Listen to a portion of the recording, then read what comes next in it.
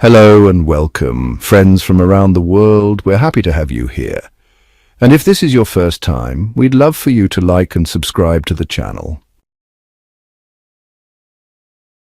As their leaders often say, Iran has once again shown that it won't back down, even in the face of a potential United States attack. This came after the United States moved its B-2 Spirit bombers into position to potentially strike Iran's nuclear facilities in Tehran. But Iran didn't stay quiet. It immediately launched a retaliatory attack on the largest United States military base in Qatar. Amid the chaos and rising tension after Tehran's response to the American threat, President Donald Trump made a surprising announcement. He claimed that Iran and Israel had agreed to a ceasefire. Iran, however, denied any such agreement, raising a serious question. Why did Trump lie? Was it a strategic move to discourage Iran from continuing its attacks on United States military bases in the Middle East? It all started when the Islamic Revolutionary Guard Corps, or IRGC, announced on Monday that it had launched a powerful missile attack on Al Udeid air base in Qatar from a relatively close distance. Iran didn't have much trouble targeting the base, which, by the way, houses at least 10,000 American troops. The attack was clearly meant to send a message to President Trump. Iran will not be intimidated by US aggression. According to Qatar, their air defense system was able to intercept the strike, minimizing damage and, thankfully, preventing any major casualties. The IRGC stated that the attack was a clear warning to the White House and its allies. Iran will not allow any violation of its territory or national security to go unanswered, no matter the circumstances. Interestingly, the strike didn't cause any fatalities and was measured carefully so as not to damage Iran's friendly relationship with Doha.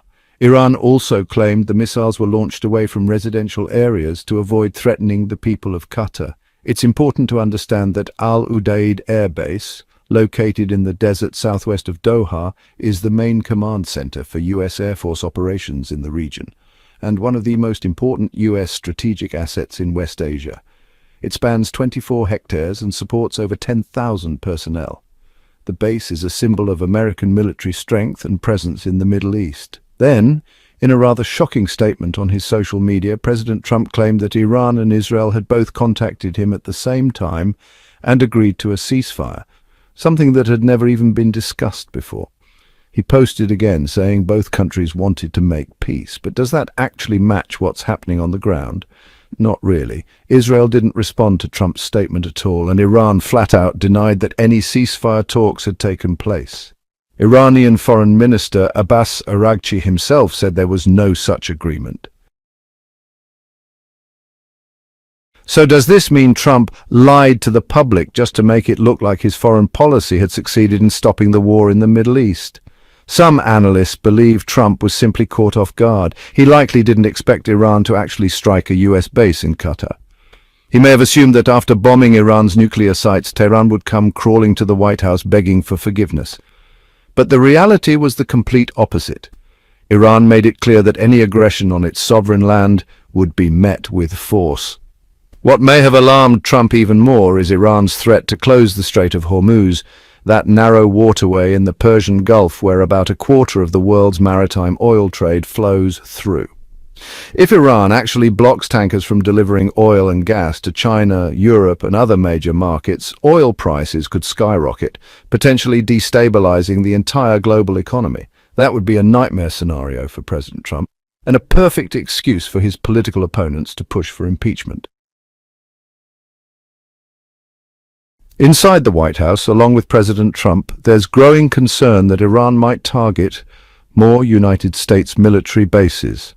That's because the United States has military installations in at least 19 locations across the region, with 8 of them considered permanent, according to many regional analysts. These bases are spread across major Middle Eastern countries, including Bahrain, Egypt, Iraq, Israel, Jordan, Kuwait, Qatar, Saudi Arabia, Syria, and the UAE. In addition, the United States military also operates large bases in Djibouti and Turkey, which are technically part of other regional commands but still play a big role in American operations in the Middle East. One major base is in Bahrain, known as the United States Naval Support Activity Bahrain, or more commonly, the United States Navy's Naval Fleet Base. As the name suggests, it's a naval base used to monitor activity in the Persian Gulf. It hosts around 9,000 United States personnel, along with aircraft carriers and amphibious assault ships. This base plays a key role in overseeing the Gulf and surrounding waters, especially areas close to Iran. If Iran wanted to, it would be relatively easy for them to launch an attack on this base, given how close it is to Iranian territory. Iran also has the capability to strike multiple United States military installations in Kuwait, especially Camp Arifjan, where United States Central Command operates. Another key location is the Al Salem Air Base, which hosts the 386th Air Expeditionary Wing. That base acts as a major airlift hub and gateway for transporting combat forces to joint and coalition operations under United States Central Command. The American air power in Kuwait also includes surveillance drones like the MQ-9 Reaper, along with cargo and combat aircraft. Besides Kuwait, Iran could also strike the Al Dhafra Air Base, located just south of Abu Dhabi in the UAE, as part of any retaliatory action. That would be a significant loss for the United States because this base is home to the 380th Air Expeditionary Wing, which includes 10 squadrons of aircraft and drones like the MQ-9 Reaper. The base is also used by the UAE Air Force and serves as a critical American outpost in the region.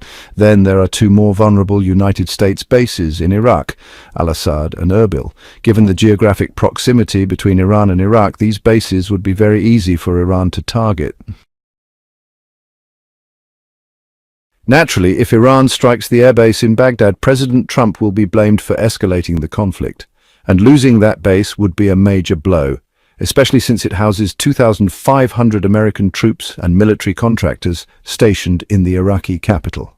Northern Iraq and the western deserts of Saudi Arabia are also at risk. That's where Prince Sultan Air Base is located, home to the United States Air Force's 378th Air Expeditionary Wing, which supports about 2,200 deployed airmen and troops. The base is also equipped with United States Army Patriot missile defense systems and high-altitude defense capabilities, making it a top strategic target for Iran. It's also believed that the base supports key military assets like aerial refueling tankers and serves as a location for the periodic deployment of United States fighter jets. At the end of the video, thanks for watching. Don't forget to subscribe to S News, leave a like, drop a comment, and check out our